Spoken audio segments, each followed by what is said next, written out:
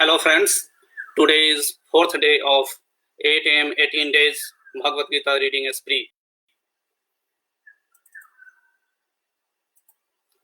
In chapter 4, Sri Krishna strengthens Arjun's faith in the knowledge he is imparting to him by revealing its pristine origin. He explains how this is an external science that he taught in the beginning to the sun god, and it was passed on in a continuous tradition to saintly kings.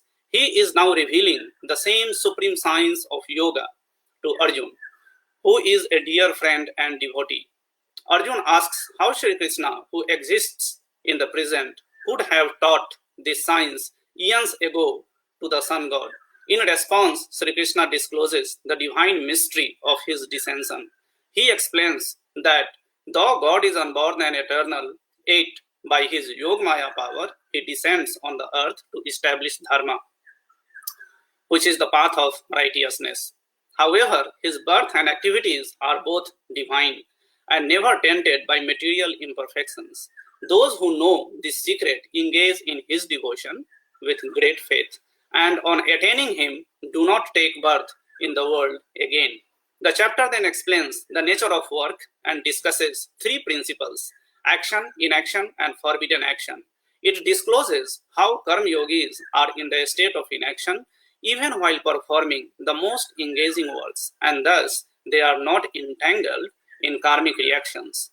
With his wisdom, the ancient sages performed their works without being affected by success and failure, happiness and distress, merely as an act of sacrifice for the pleasure of God.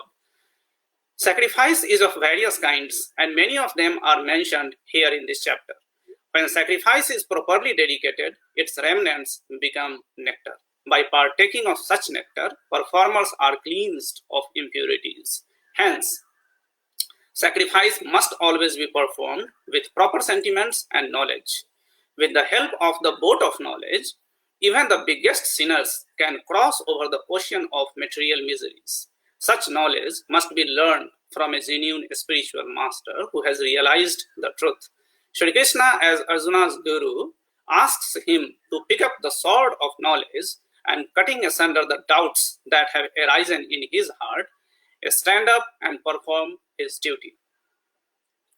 So verse number 1, chapter 4, the Supreme Lord Shri Krishna said, I taught this eternal science of yoga to sun god Vivaswan, who passed it on to Manu, and Manu in turn instructed it to Ichwaku. O subduer of enemies, the saintly kings thus received this science of yoga in a continuous tradition, but with the long passage of time it was lost to the world. The same ancient knowledge of yoga, which is the supreme secret, I am today revealing unto you, because you are my friend as well as my devotee, who can understand this transcendental wisdom. Arjun said, you were born much after Vivaswan. How am I to understand that in the beginning you instructed this science to him? The Supreme Lord said, both you and I have had many births. O Arjun, you have forgotten them, but I remember all of them. O Paramtap, although I am unborn and Lord of all living entities and have an imperishable nature, yet I appear in this world by virtue of Yogamaya, my divine power. Whenever there is a decline in righteousness and an increase in unrighteousness, O Arjun, at that time I manifest myself on earth to protect the righteous, to annihilate the wicked, and to re-establish the principles of dharma. I appear on this earth age after age. Those who understand the divine nature of my birth and activities, O Arjun, upon leaving the body, do not have to take birth, but come to my eternal abode, being freed from attachment, fear, anger, becoming fully absorbed in me and taking refuge in me. Many persons in the past become purified by knowledge of me, and thus they attain my divine love. In whatever way people surrender unto me, I reciprocate with them accordingly. Everyone follows my path, knowingly or unknowingly. O son of Pritha, in this world, those desiring success in material activities worship the celestial gods, since material rewards manifest quickly. The four categories of occupations were created by me according to people's qualities and activities. Although I am the creator of this system, know me to be the non-doer and eternal. Activities do not tempt me, nor do I desire the fruits of action. One who knows me in this way is never bound by the karmic reactions of the world. Knowing this truth, Even seekers of liberation in ancient times performed actions, therefore following the footsteps of those ancient sages, you too should perform your duty. What is the action? What is inaction? Even the wise are confused in determining this. How I shall explain to you the secret of action, by knowing which you may feel yourself from material bondage. You must understand the nature of all three: recommended action, wrong action, and inaction. The truth about this is profound and difficult to understand. Those who see action in inaction and inaction in action are truly wise amongst humans. Although performing all kinds of actions, they are yogis and masters of all their actions. The enlightened sages call those persons wise whose every action is free from the desire for material pleasures, and who have burnt the reactions of work in the fire of divine knowledge. Such people, having given up attachment to the fruits of their action, are always satisfied and not dependent on external things. Despite engaging in activities that do not do anything at all, free from expectations and the sense of ownership, with mind and intellect fully controlled, they incur no sin, even though performing action by one's body. Content with whatever gain comes of its own accord and free from envy, they are beyond the dualities of life, being equipoised in success and failure. They are not bound by their actions. Even while performing all kinds of activities, they are released from the bondage of material attachments, and their intellect is established in divine knowledge. Since they perform all actions as a sacrifice to God, they are freed from all karmic reactions. For those who are completely absorbed in God consciousness, the oblations in Brahman, the ladle with which it is offered in Brahman, the act of offering in Brahman, and the sacrificial fire is also Brahman. Such person who view everything as God easily attain him. Some yogis worship the celestial gods with material offerings unto them. Others worship perfectly, who offer the self as sacrifice in the fire of the supreme truth. Others offer hearing and other senses in the sacrificial fire of restraint. Still others offer sound and other objects of the sense as sacrifice in the fire of sense. Some, inspired by knowledge, offer the functions of all their senses and their life energy in the fire of the control mind.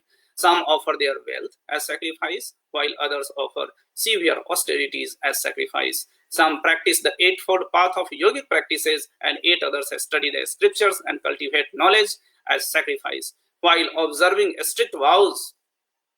Still others offer as sacrifice the outgoing breath in the incoming breath, while some offer the incoming breath in the outgoing breath. Some arduously practice pranayam and restrain the incoming and outgoing breaths, purely absorbed in the regulations of the life energy. 8 others curtail their food intake and offer the breath into the life energy as sacrifice. All these knowers of sacrifice are cleansed of their impurities, and as a result of such performances, those who knows the secret of sacrifice and engaging in it partake of its remnants that are like nectar.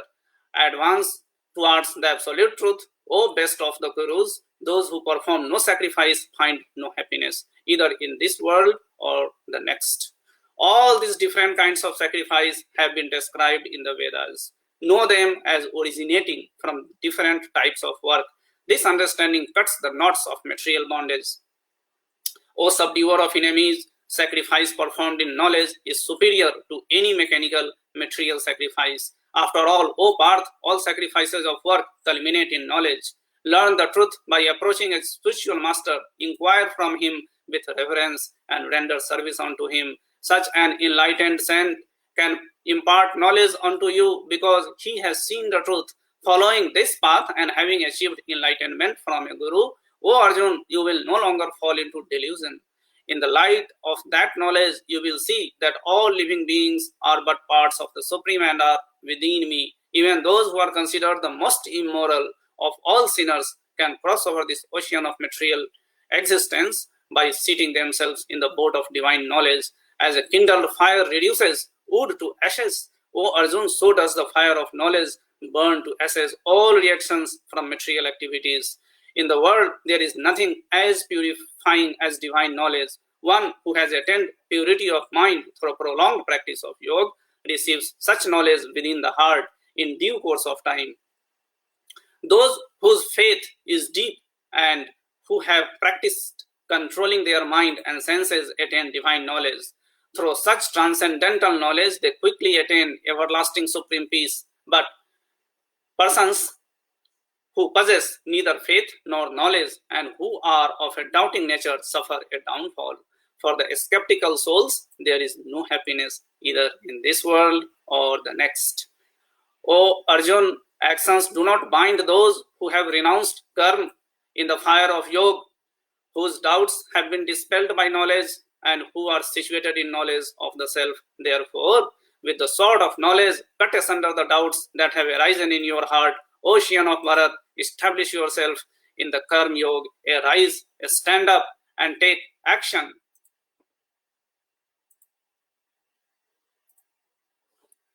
So that finishes chapter 4. Come again tomorrow, 8 a.m. Singapore time, and we will do chapter 5 together. Thank you.